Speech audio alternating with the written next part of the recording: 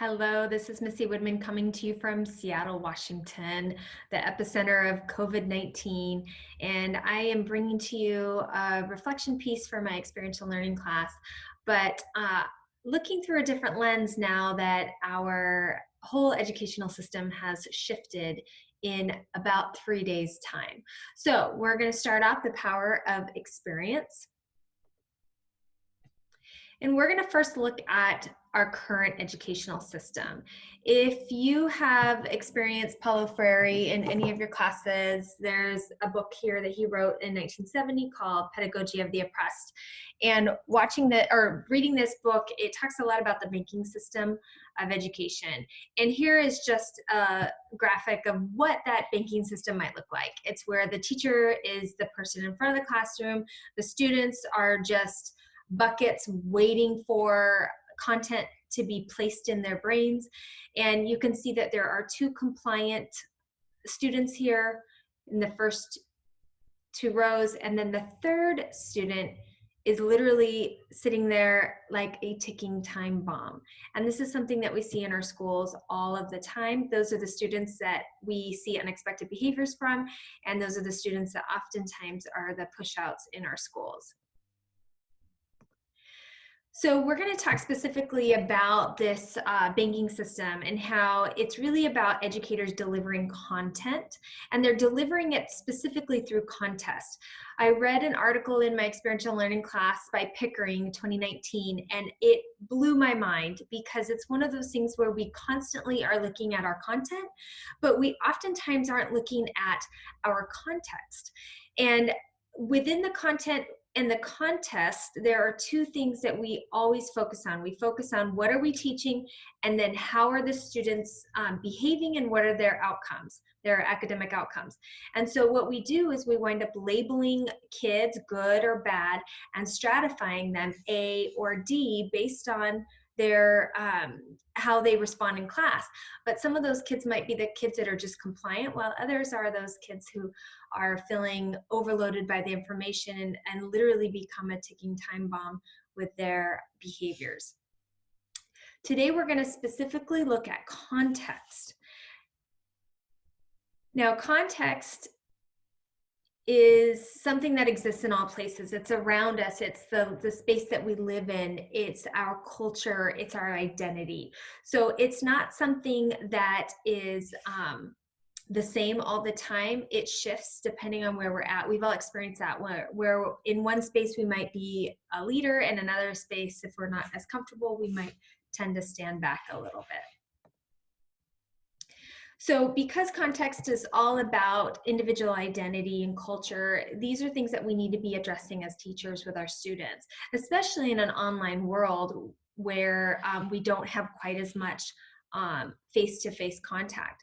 So we need to be thinking specifically about creating relationships and social attachments, whether it's in a digital space or in a classroom space, personalization and student-centered classrooms, and then experiences where students can create meaning out of the learning that they're doing and make a construct in their own minds. That leads me to what we've been learning about, and that is experiential learning. Now, I work with a cognitive learning scientist, and I am going to show you a quick 2-minute video of him explaining the model that we use.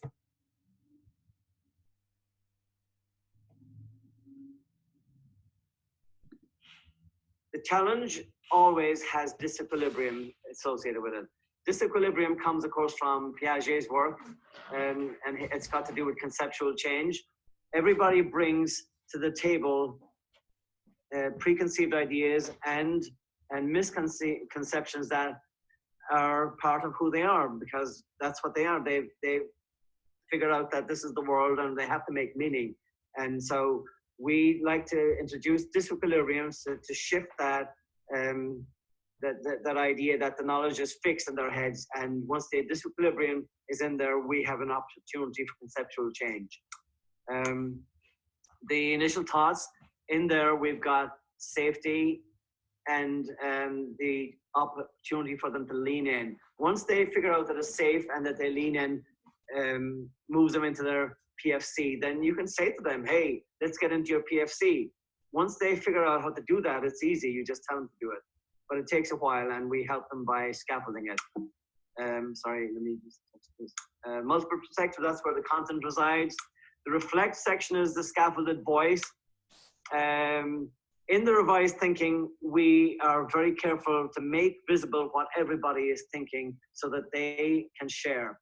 Many teachers will say, because we put teachers through this model, and they will always say things like, in the report out, they will say, well, we had the exact same as the previous group, and we have to stop and say, yes, that's the piece that's important. It's not just repetition. It's because it's the same as the previous group that we hear with a new voice, and it's another opportunity for our brains to have cognitive rehearsal. That's how it works. If you hear it once, the chances of you understanding it and taking it are minimal. If you hear it 5 times by different voices, then you've engaged different parts of your attentional brain and your cognitive brain and your emotional brain around their voice and their approach and everything else. And so it seems like it's the same concept, but it's not the same concept. It's coming at it from a different angle. You're helping people engage all the lobes of their brains. So Dr. Armani talks about disequilibrium, and he talks about disequilibrium as a problem that we need to solve. One of the things about disequilibrium is it plays very nicely with experiential learning. So experiential learning is based on Kolb et al.'s assessment, is about the learning process, not the outcomes. And this is where we can come back into that context versus contest. So when we are making the learning about the individual and we're taking away the contest, meaning the grades and the labeling and the stratification of students, then that's where human potential is able to grow. All learning is relearning, and we know this as cognitive rehearsal, but we feel this all the time. Even in the current state that we're in with COVID-19, this is where educators are in a place where they're having to relearn their profession through a digital lens. The learning requires a resolution of conflict, and this is where that disequilibrium comes back in.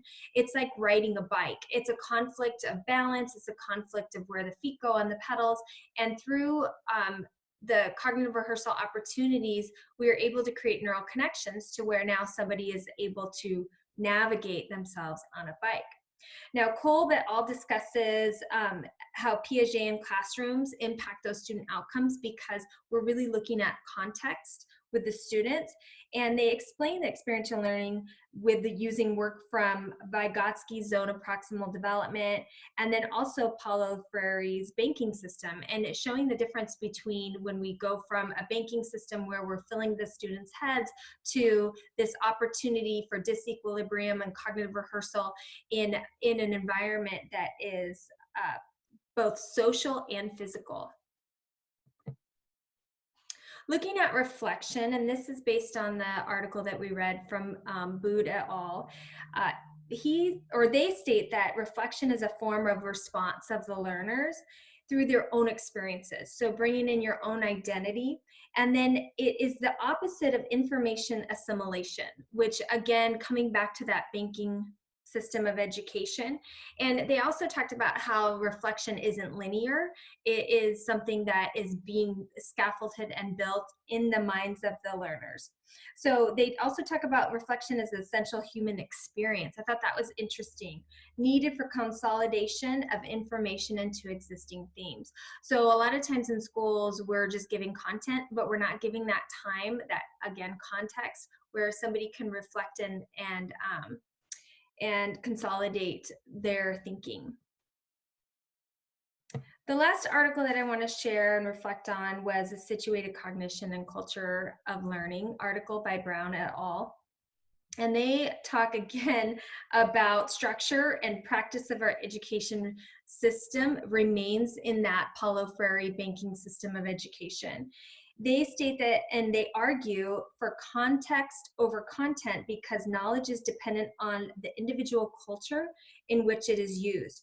And one of the things that they were talking about in the article was that knowledge is a product of negotiation in a community. So again, getting back to that disequilibrium that Kolb talked about, and then also looking at that experience, that human experience that was discussed in the reflection piece.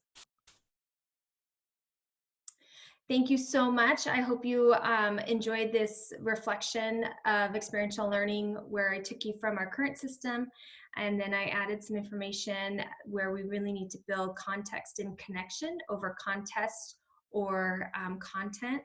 And then the whole idea of experiential learning from a neural lens.